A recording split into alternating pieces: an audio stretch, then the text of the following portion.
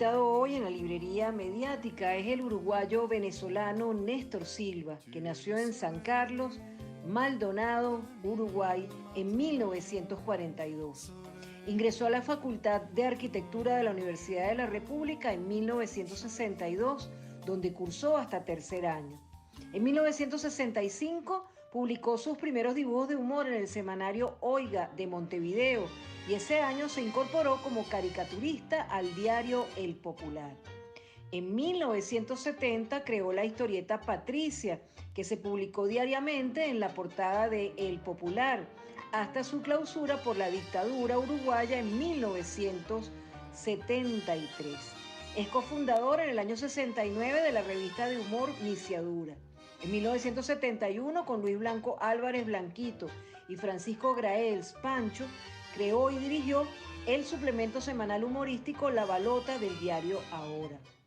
Con ese mismo equipo, en 1972, editó la revista La Bocha y realizó para el diario El Popular el suplemento de humor La Chacota y la página de humor del diario Noticias de Buenos Aires. En 1973 fue editor de la Enciclopedia Latinoamericana del Humor, dirigida por Blanquito. En el 75 dirigió el quincenario humorístico La Pipeta. En febrero de 1976, exiliado, se radicó en Caracas, donde integró el equipo de libretistas del programa de televisión El Show de la Risa, transmitido por Venezolana de Televisión, que dirigía Ariel Fedulo, también uruguayo-venezolano. Publicó dibujos en la sección de humor de la revista española Interview, en la humorística catalana Jueves. Sus dibujos han sido publicados en el Daily World de Estados Unidos, en el Canadian Tribune, en Pravda y revista Tiempos Nuevos de la Unión Soviética, en The Guardian en Inglaterra, en el Nacional y el Diario de Caracas de Venezuela, en El Siglo y Puro Chile de Santiago. Desde 1977 desarrolló su creatividad como publicista y diseñador gráfico. En 1987 regresó a Uruguay y creó La Justa, contratapa de humor del semanario El Popular, donde incluyó la historieta Patricia. Durante 20 años, hasta el inicio de la pandemia de la COVID-19, editó y publicó, dirigió la revista cultural 100% Interés Público, que reseñamos varias veces en la librería mediática. Revista que fue declarada por la Junta Departamental y la Intendencia de Maldonado de interés departamental. El personaje Patricia fue parte, en julio de 2023, de la exposición de humor gráfico con motivo de los 50 años del golpe cívico-militar de Uruguay en Montevideo, con las publicaciones de humor más relevantes de 1969 a 1975. De estos y otros temas hablamos hoy con nuestro invitado, Néstor Silva.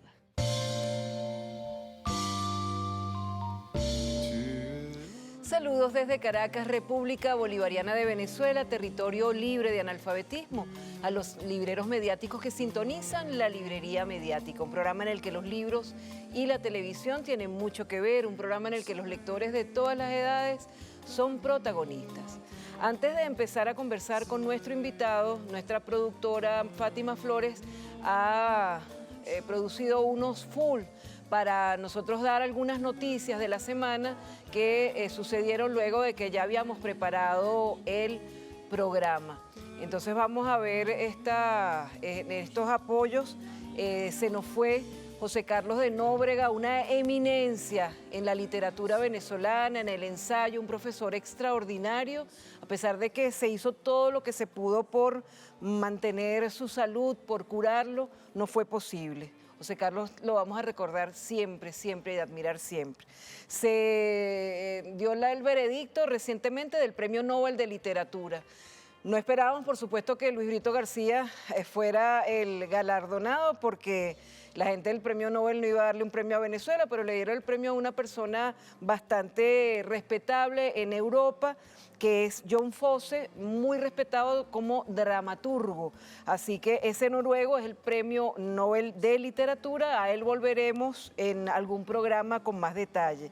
Y esta semana se estrenó en redes y va a estar en pantalla el programa de nuestro presidente del canal, ministro de Comunicación e Información, vicepresidente de Comunicación, Cultura y Turismo, Freddy Ñáñez. Sumamente interesante, el Panóptico es el primer capítulo, está en redes y junto con Ignacio Ramonet hizo como un análisis de la contemporaneidad y de la actualidad política en cuanto a comunicación. Es como si fuera una pequeña clase de las que él imparte en la Universidad Católica Santa Rosa, ya que él es filósofo y periodista egresado de esa casa de estudios.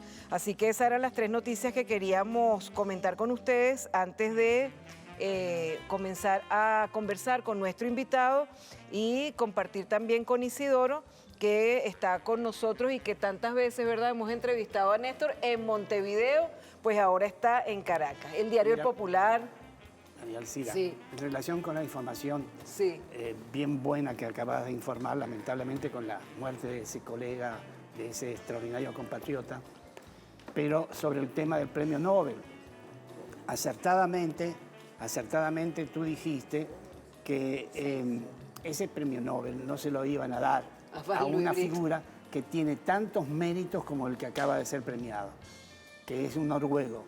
Forma parte, digamos, del aparato, de la maquinaria con la que se maneja, entre otras cosas, para, digamos, darle premios a su gente y quitarle los méritos a otros. En este caso de Venezuela, Luis Brito García, tenemos que aclararlo bien dicho, que Luis Brito García es uno de los que ha sido propuesto para el Premio Nobel de Literatura, y si uno examina la calidad de la literatura de quien acaba de ser galardonado con ese premio y examina la cantidad de ediciones y publicaciones que tiene ese galardonado, y uno examina lo de Luis Brito García, uno se da cuenta de que como mínimo están igual. Sí, pero tú dijiste, pero es venezolano. Ese es el problema para algunos de esos aparatos que están siempre al servicio de las grandes...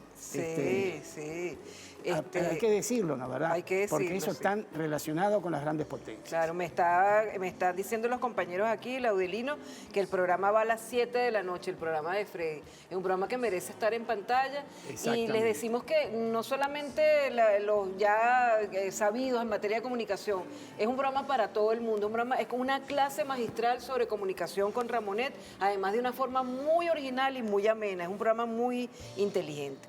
Con nuestro invitado, con Néstor, bienvenido. Además, Néstor ha sido parte de la plantilla de BTV porque era parte del equipo del Show de la Risa con Ariel Fedulo, libretista de ese programa, pero ha tenido una vida muy amplia y muy rica. El diario El Popular, estudios de arquitectura, guionista de programas humorísticos, La vida en Uruguay, La vida en Venezuela, editor de esa revista 100% Interés Público, el papá de Patricia, ese maravilloso dibujo.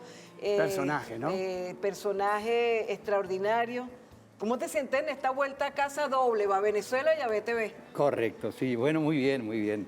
Muchas gracias primero a ustedes y a todo el equipo de BTV, a la gente que nos está viendo por BTV. Un saludo grande, un abrazo grande para todos. Y bueno, me siento muy bien, realmente muy cómodo, muy feliz de estar de regreso por acá. Y sigue Patricia viva, porque sigue desde Venezuela enviando los dibujos de Patricia para el Diario El Popular, que lo cerraron en esa época, pero ahora sigue vivo. Claro, ahora sigue como semanario, ¿no? El Popular.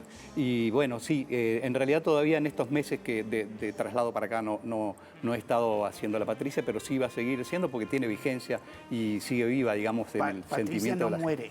¿Cómo? No. Patricia no. Realmente, no, se ha impuesto, realmente ha tenido una trayectoria de vida muy linda, Patricia, y realmente tiene futuro. Pero contanos, ¿qué es Patricia? ¿Qué es Patricia? Bueno, es un personaje que nace, un personaje de historieta. Es decir, me plantearon en El Popular cuando yo hacía la caricatura política desde el año 65, y en el 70 se replantea una innovación del diario, ¿no? que estaba teniendo un ascenso importante en cuanto a lectores y a presencia. Y se me plantea la idea de hacer una historieta. Y bueno, llegó el momento de hacerla, y la historia no quiero alargarla mucho, pero ya hubo que hacerla. Entonces, a mí se me ocurrió hacer ese personaje que iba a ser sin duda un personaje político. Sí. Yo lo quería lograr que la gente, que el lector se identificara con ese personaje, y entonces tomé como idea a un personaje que dibujaba Luis C. Suárez, Peloduro, un célebre y brillante humorista gráfico de Uruguay, gráfico y escrito también porque guionaba, a quien yo seguía en sus publicaciones, en Marcha al principio y tal, y fui aprendiendo el humor de él. Es decir, fue mi maestro sin que él lo supiera.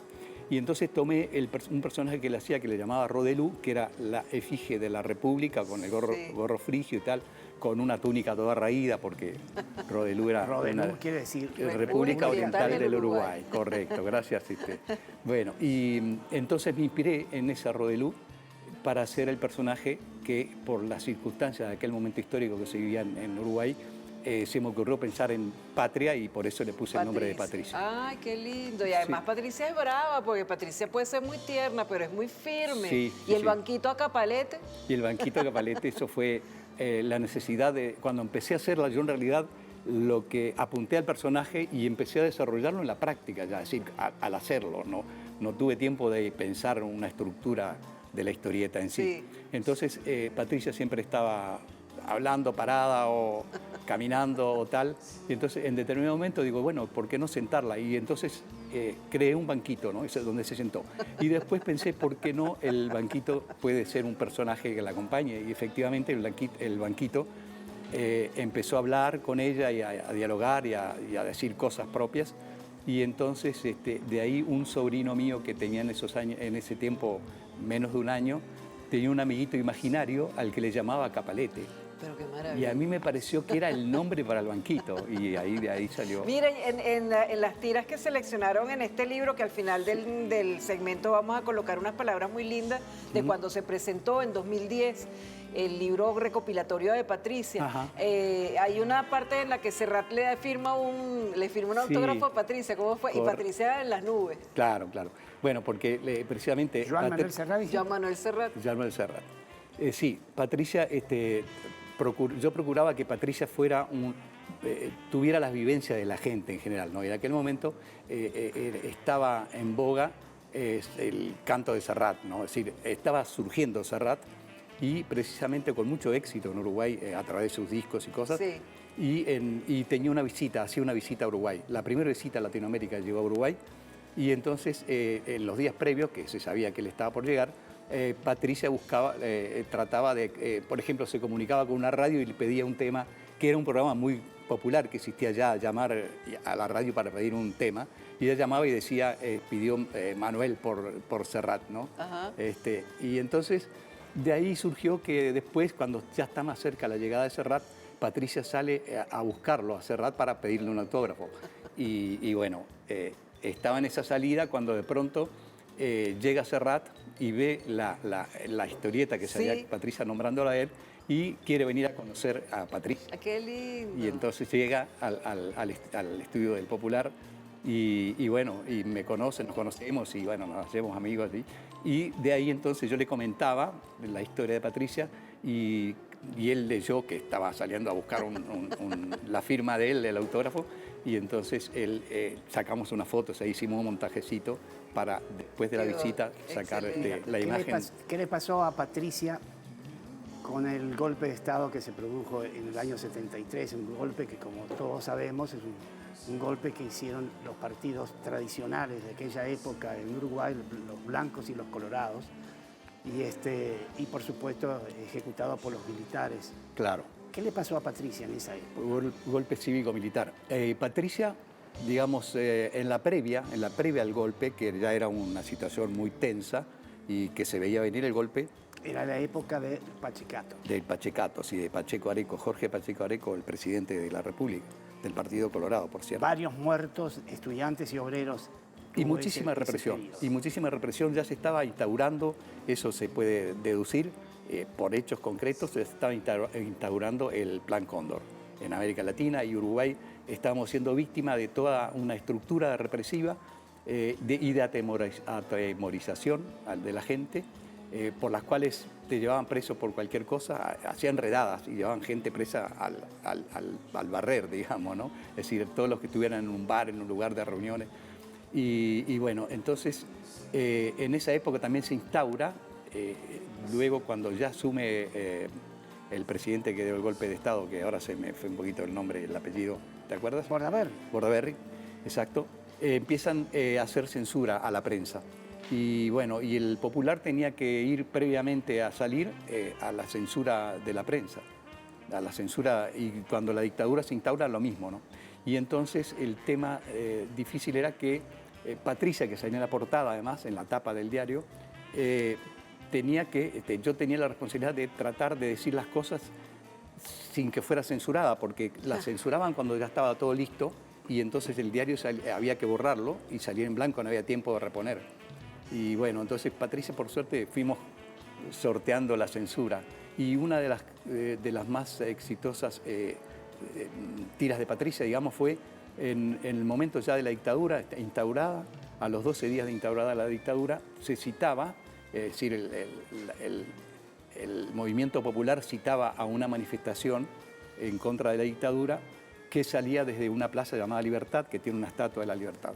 Entonces a mí se me ocurrió hacer a Patricia, una cantidad de Patricias juntas, marchando de frente, y en el fondo estaba la Plaza Libertad, y no tenían texto ninguno.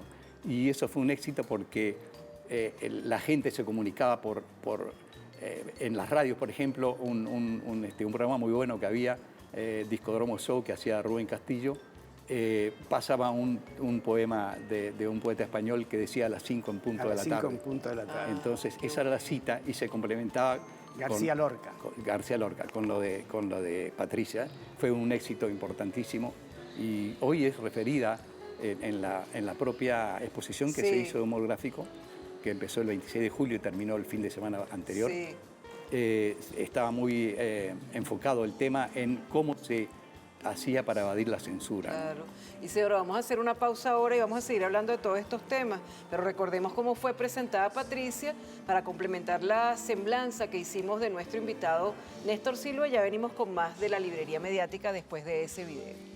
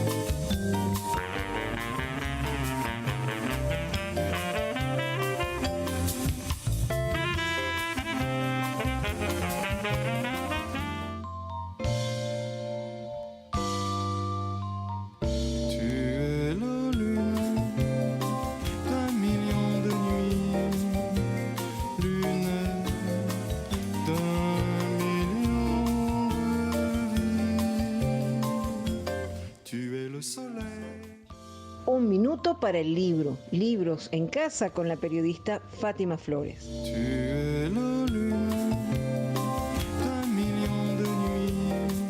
Hoy hacemos un minuto para el libro desde la Plaza San Diego de los Altos, ubicada en Los Teques, para recomendarle una serie de libros de José Ignacio José Vigil para los chamos y chamas que desean interesarse en el mundo de la radio. Se trata de un libro llamado Manual Urgente para Radialistas, Apasionados y Apasionados. Con este libro podrás trabajar en familia y conocer lo que es la historia de la radio, los géneros periodísticos, la música como herramienta y la generación de contenido, para luego, ¿por qué no?, hacer un podcast y divertirse en familia. Soy Fátima Flores y esto fue Un Minuto para el Libro desde la Librería Mediática.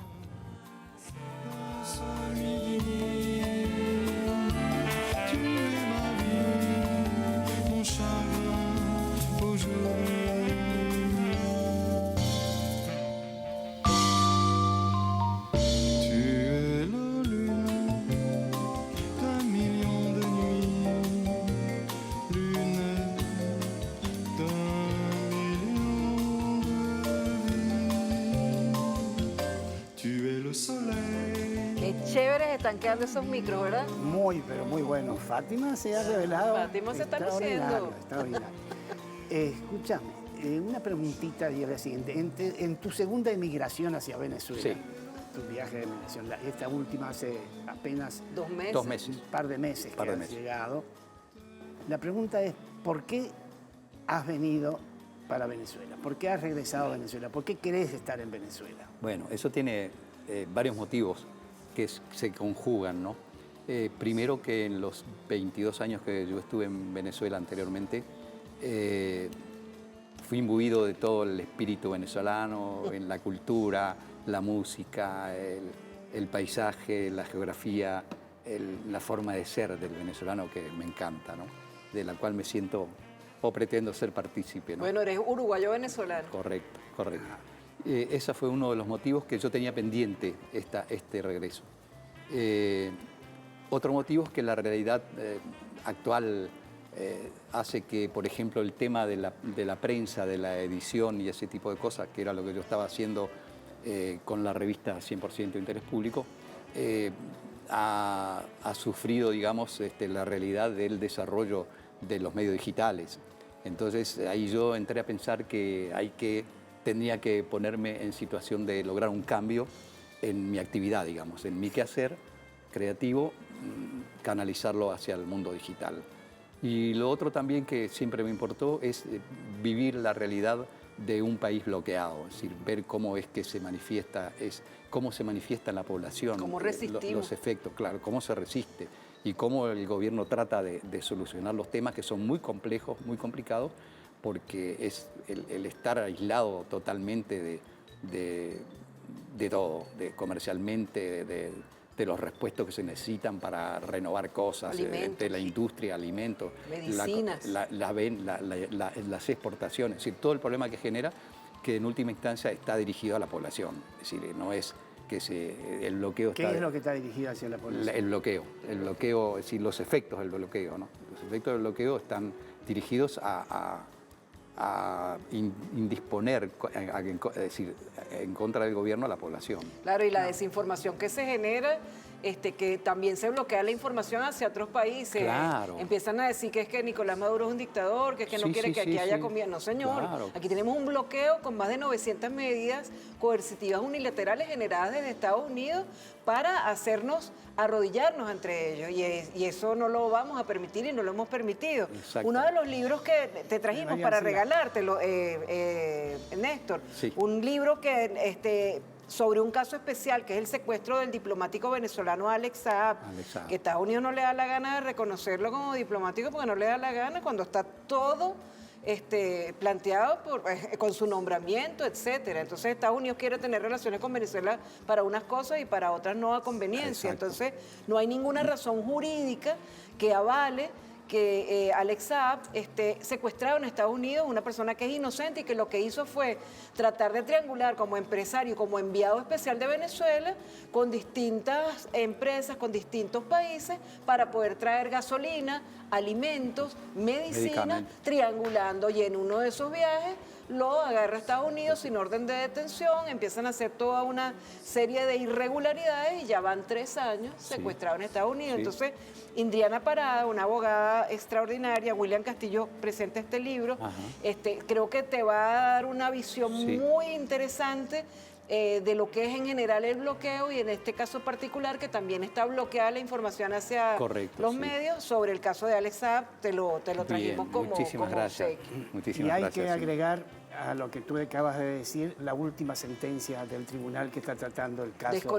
¿Le dan largas? Del Tribunal de Estados Unidos. De Estados Unidos le dan largas al caso y después desconocen que es diplomático. El ridículo de esa sentencia es de que esa sentencia dice que en función de que el gobierno de Estados Unidos no reconoce al presidente Maduro como presidente de la República, por lo tanto, no puede considerarlo como diplomático al enviado especial de ese presidente Maduro. Ahora, atención, eso es absolutamente importante que se lea con detalle, que nuestros especialistas lo comenten, nuestros analistas políticos también lo difundan, porque se está diciendo con total claridad que no es una sentencia judicial, sino que es una sentencia claramente política. Correcto, correcto. Claramente política y por supuesto, de un gobierno que tiene el absurdo de no reconocer al presidente Maduro como el presidente legítimo que el pueblo venezolano lo ha elegido, y sin embargo manda delegaciones a tratar con el presidente Maduro, por ejemplo, en esta última, estas últimas consideraciones. El tema de la emigración y de los venezolanos que están en Estados Unidos. El doble rasero. Así que esa sentencia de este tribunal creo que se tiene que trabajar mucho más para difundirla. Sí, sí, así es. Entonces, bueno, como Néstor también se mueve en el área del periodismo y está en relación con muchas personas que generan opinión, quisimos que este libro estuviera en sus manos para que él también analice esto. Pero estamos hablando de distintos medios. Fátima hablaba al principio de la radio. Néstor estuvo ligado a la televisión, siendo libretista del Show de la Risa, un programa extraordinario que pasaba acá en BTV. Yo me reía mucho con ese programa, Néstor. Ha estado ligado a la edición de revistas, ha estado ligado al periodismo impreso, al digital. Patricia, ¿en qué medios se mueve? Porque Patricia también puede ser una animación, digo yo. Bueno, en principio el tema es que Patricia ya tiene esa estructura de impresos, pero bueno, poder hacer un cambio hacia la animación es complejo porque, digamos... Buscarle una voz también. Claro, porque el lector, el que ya la conoce a Patricia, está habituado a la voz que él se imagina y a la forma de expresarse. Lo que pasó con Mafalda cuando la llevaron que uno decía, bueno, Sí, a mí me pasó que cuando yo la vi a Mafalda, digo, no, pero esta no es Mafalda, digo, no es la que uno tiene incorporada o creada, porque en general el lector pone parte de su imaginación en todo lo que en los medios impresos, ¿no? Claro, pero aquí en Venezuela quieres relacionarte más con la animación. Claro, sí, yo estoy trabajando en un proyecto para llevarla, para trabajar, digamos, la animación hacia el mundo digital. Pero bueno, estoy en la etapa... No con Patricia. En principio no he pensado en Patricia. No se sabe todavía. No se sabe qué puede pasar. Hay otros personajecitos que están surgiendo que, claro, ya surgen, digamos, como posibilidades concretas para ese medio. Claro. Entonces ya, digamos, ya nacerían en ese medio. Claro, entonces, sería interesante, tanto en BTV, el MINSI, Telesur, otros medios. Sería interesante ver hacia esto que Néstor propone, porque tienes un trazo como muy dinámico, muy comunicativo, y eso serviría de vehículo para muchos mensajes importantes. Claro, sí, yo pienso eso es muy importante porque eso es lo que estoy haciendo, un trazo muy sintético que hace que el dibujo sea muy ágil. Y bueno, pero además estoy trabajando en un concepto nuevo de animación, que no es el clásico dibujito animado que hemos conocido hasta ahora. Sí. ¿Animación para qué medio? Para el medio digital genéricamente hablando, ¿no? O para la televisión Sí, también. por eso, considerando la televisión como un medio digital. Sí, ¿no? que también tiene su parte digital. Claro. Pero está muy bien. Estábamos conversando hace un ratito y es muy importante. Tú dijiste, yo quería tener en conocimiento directo la experiencia del pueblo venezolano resistiendo el bloqueo. Correcto, sí. ¿Cómo lo has encontrado? Bueno, y he encontrado esa realidad que yo más o menos, digamos, que uno busca informarse correctamente y no por lo que dicen los grandes medios, es decir, el pool de medios transnacional, digamos.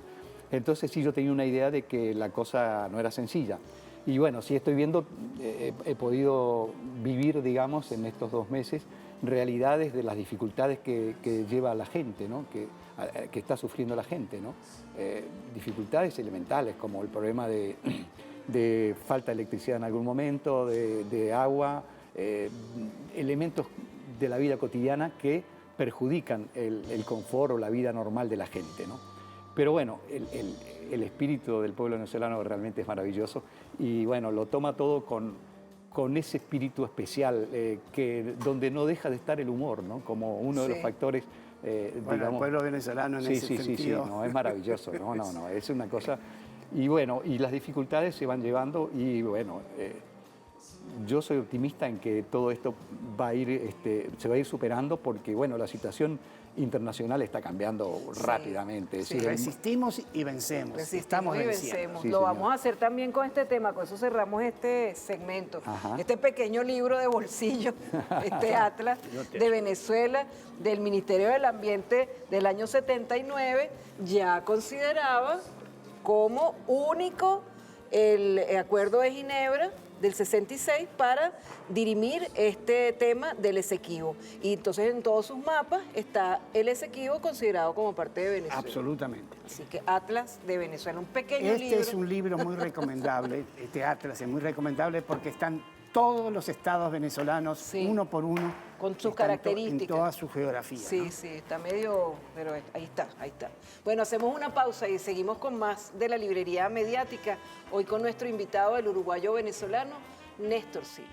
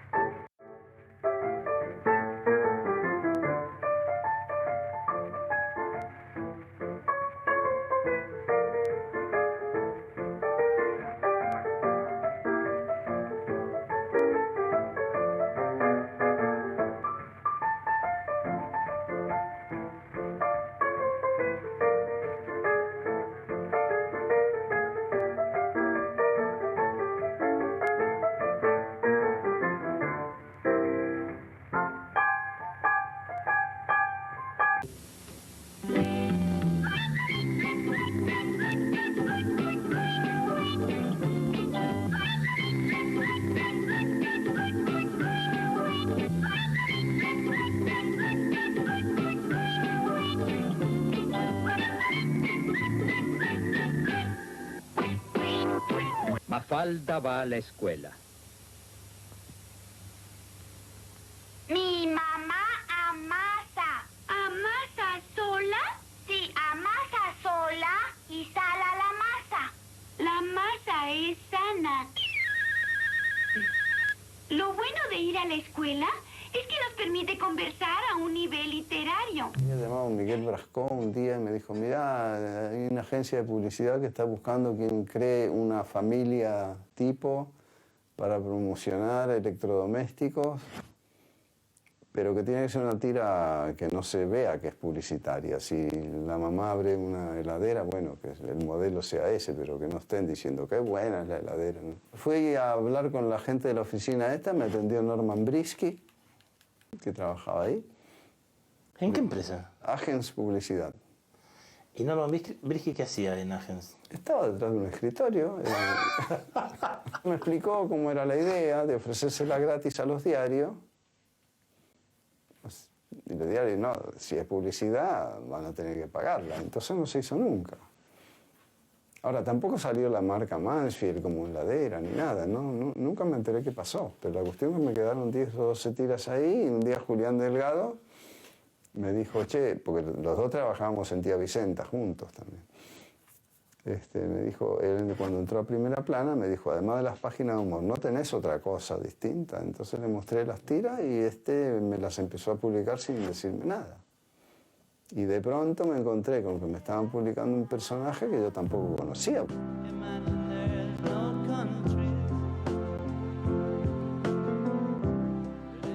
las llevó a primera plana y les gustaron.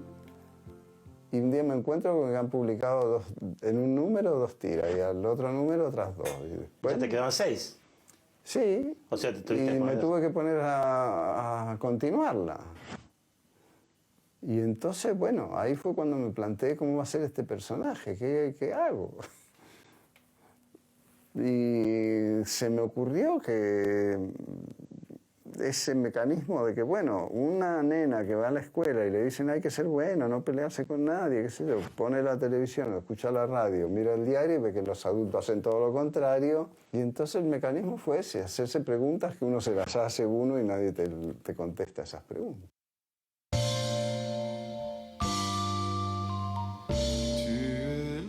Bueno, ahí está uno de los personajes más conocidos del sur y algunos otros personajes, algunos otros dibujantes que elegimos nosotros allí como muestra pues de tanta creatividad. Tute, Clemente, Blanquito, Tano aquí en Venezuela, el chileno, Mafalda llevada a la animación y Quino hablando de los orígenes de Mafalda. A Quino nosotros lo pudimos entrevistar en 2003 para la radio. No nos gustó mucho entrevistar a Quino porque es muy tímido, le costaba sacarle las palabras. Y tú lo llegaste a conocer Lo que pasa es que ahorita. Mafalda era más inteligente que el padre. Yo creo, Mafalda se lo comía, pero muy, por supuesto, muy creativo, muy inteligente. Y Néstor conoció a Quino en Buenos Aires, ya nos va a contar. Pero yo me pregunto si a Quino le habría gustado que el corpóreo de Mafalda en Venezuela se situara allí en la Plaza de los Chorritos de un municipio, que es la alcaldía de Baruta, desde donde se apoyaron las violencias urbanas llamadas guarimbas aquí en Venezuela. No sé si le gustaría a Mafalda principalmente, pero está ahí sentadita. Que era pacifista porque Que era encima de todo. pacifista total. Y luego Disney, una cosa insólita, Disney hace un video sobre Mafalda y Quino. Disney, que es el símbolo del imperialismo total, y entonces Mafalda era antiimperialista, o sea. Pero bueno, esas son las vueltas que dan los personajes y que eso lo aprobó Quino, no sé. Porque eso lo empezaron a hacer el año que falleció Quino. No sé si lo aprobaría Quino. Pero esas son las cosas que pasan a veces con los personajes, como pasó con los Muppets, que lo tomó Disney y se acabaron los Muppets. Pero bueno, Mafalda para nosotros es Mafalda la pacifista y Mafalda la que Quino creaba y que tú tuviste una conversación con Quino, ¿cómo fue? Sí, estuvimos con Quino junto con Blanquito y Pancho Grael, otro dibujante excelente que estuvo por acá por Venezuela también dibujando. Pancho, nacional. ¿cómo no? Pancho. Después estuvo en Le Monde. Y bueno, ahora está haciendo cosas todavía en Francia para Le Canard de Genet. Y bueno, entonces estuvimos visitando a Quino, hicimos una entrevista con Quino para invitarlo a participar en nuestras revistas de Uruguay. Y bueno, nos atendió maravillosamente. Estuvimos en un café, nos reunimos en un café. En Buenos Aires. En Buenos Aires, correcto. Y entonces empezamos a charlar por supuesto, sobre Mafalda, ¿no? Y Quino estaba angustiado, dice, no quiero ser más Mafalda, dice, no puedo porque ya me dominan a mí los personajes, ya no sé, no puedo dormir, dice, porque tengo la vida de varios personajes que me palpita todos los días y que me exigen y que... Dice, no la voy a hacer más. No podía creerlo. ¿No? Y lo hizo 10 años y no lo hizo más. No lo hizo más. Y realmente asombroso porque, claro, la carga de un personaje que tengo yo de Patricia simplemente te da la pauta de que el personaje entra a tener su personalidad propia. Entonces tú tienes que ceñirte a lo que el personaje... ¿Y eso lo sufrís tú también? Sí, me pasa. Sí, me pasa, por ejemplo, que gente me dice, mira, tengo una idea buena, me decía, sobre todo cuando salía en el diario, me dice, tengo una idea buena, Patricia, tal cosa y tal cosa. Y entonces yo la tomaba nota, pero después cuando me ponía a pensar en desarrollar la idea con Patricia, a veces Patricia me decía que no podía decir eso, que no le encontraba la forma. Tenía que... no era Patricia. El argumento ese no era para Patricia. Sí. Entonces yo tenía que explorar a Patricia y Patricia me decía que sí o que no. Así de sencillo, ¿no? Y fíjense una cosa, Es todo un tema ese, es todo un tema. El bloqueo cultural, ya lo hemos denunciado muchas veces y lo seguiremos denunciando, hace que no se puedan traer masivamente libros y novedades como antes. Isidoro en su distribuidora que quebró, traía Mafalda. Ahí tenemos el libro de 10 años con Mafalda, que editaban en De la Flor en Argentina, Daniel Divinsky, queridísimo, que también estuvo aquí Sí, en el Diario de Caracas, también trabajaba. Un estuvo editor aquí. fuera de serie. Un editor fuera de Sí, serie, una sí, persona sí. fuera de serie, y además Sí. un entrevistado espectacular. Sí. Entonces los libros de Mafalda, de 10 años con Mafalda, etcétera, no pueden llegar a Venezuela porque hay un bloqueo que nos impide traerlos masivamente, porque hay que estar triangulando y con el riesgo de que los bancos se te queden con los reales porque hay un bloqueo. Y por ese bloqueo, María García, tenemos que vamos a concestarlo, digamos, a mencionarlo en función de los hechos reales de lo que el pueblo venezolano, que recién Néstor nos estaba diciendo que sufría, pero que a su vez resistía. Es que no hay librerías. Ahora, Sí, el tema de decir que no hay librerías parecería que es una cosa así, no tiene importancia, porque ahí no se compra el pan.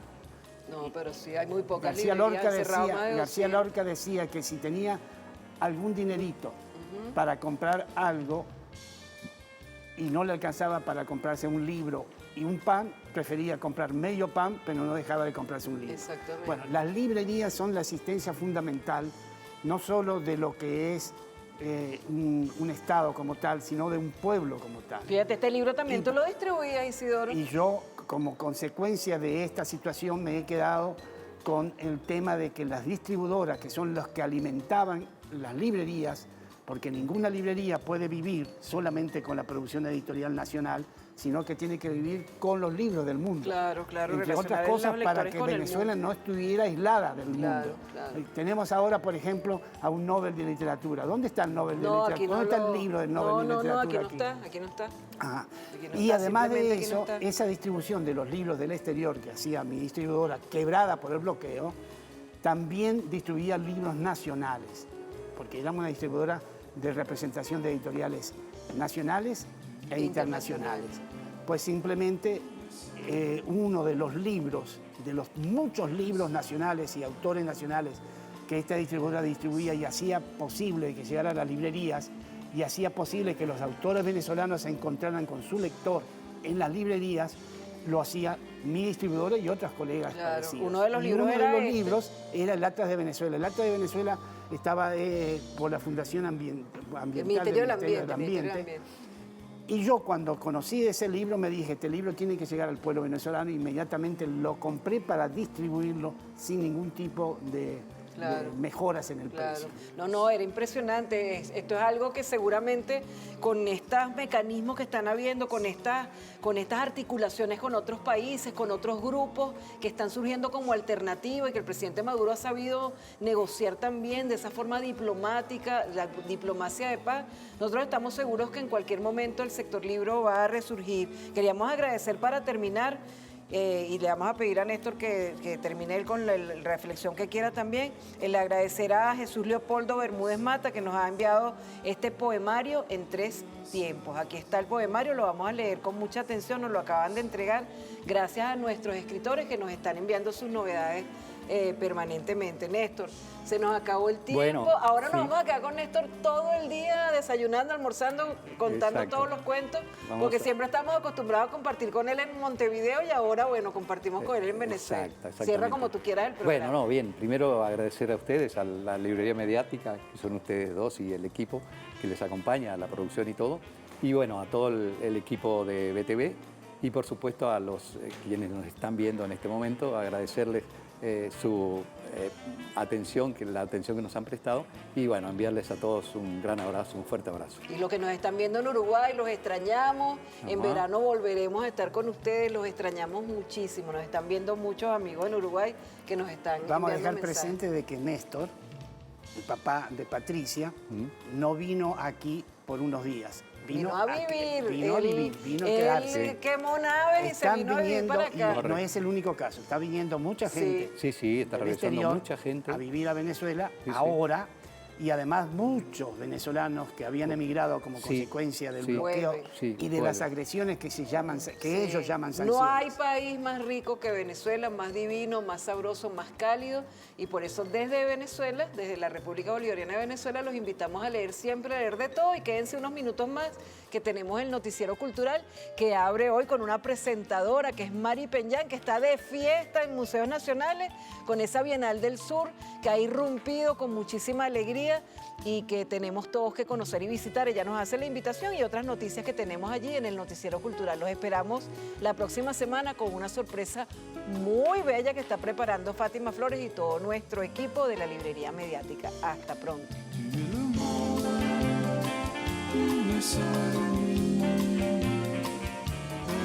Noticiero Cultural. Mari Penyán, presidenta de Museos Nacionales, invita a la Bienal del Sur. Invito a todos los venezolanas y venezolanos a que nos acompañen a la quinta Bienal del Sur, Pueblos en Resistencia. Esta Bienal, que fue inaugurada el 30 de septiembre en Tejerías y el 5 de octubre en Maracay, va a seguir su recorrido hasta el próximo 15 de diciembre con 26 artistas internacionales, 47 artistas nacionales, 13 países presentes con su obra, con su arte, para recuperar las calles, esas calles que se vieron afectadas por los cambios climáticos, producto de las lluvias. Hoy se están llenando de arte, se están llenando de color, se están llenando de la cultura de nuestros creadores y creadoras de Venezuela y del mundo entero. Así que te invito a ti, del pueblo aragüeño, a todos los venezolanos, a que nos acompañen en estas calles. Y si no pueden estar presencialmente, síganos por las redes sociales, arroba Bienal del Sur y @iartespiso.be, o por la página web www.iartes.gov.be. Bienal del Sur, Pueblos en Resistencia. Edición 20 de la FILUC, Feria del Libro de la Universidad de Carabobo, 11 al 15 de octubre.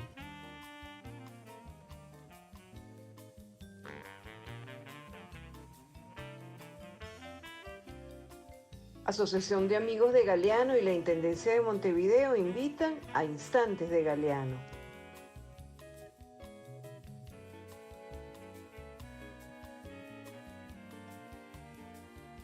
Isaac Asimov reflexiona sobre Dostoyevsky en entrevista. If God is dead, everything is permitted. Well, on the contrary, that assumes that human beings have no feeling about what is right and wrong. Is the only reason you are virtuous because that's your ticket to heaven? Is the only reason you don't beat your children to death because you don't want to go to hell? It seems to me that it's insulting to human beings to imply that only a system of rewards and punishments can keep you a decent human being. Isn't it conceivable a person wants to be a decent human being because that way he feels better, because that way the world is better? I don't believe that I'm ever going to heaven or hell. I think that when I die, there will be nothingness. That's what I firmly believe. That does not mean that I have the impulse to go out and rob and steal and rape and everything else. Comienza el diplomado sobre Miranda del Instituto de Estudios Francisco de Miranda.